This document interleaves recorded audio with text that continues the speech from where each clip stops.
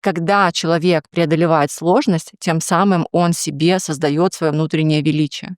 То есть он так пытается это еще ценность как будто бы фейково иметь, да? эволюционировать. И сам попадает в этот цикл, и ему уже, знаешь, не камильфо как-то все легко, потому что вот эта внутренняя идея создать свое какое-то величие, какую-то силу, и оно закрывает человека в цикле постоянной борьбы.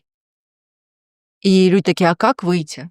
Ну, то есть если я боролся, преодолевал, превозмогал, вот это я молодец, и вот это я великий. А если я расщелкнул систему как-то просто и получил результат, то это сомнительно, То да? меня папка, мамка не признают.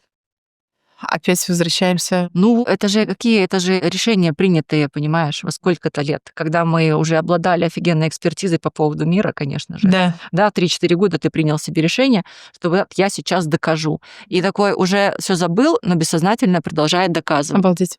Папе, маме.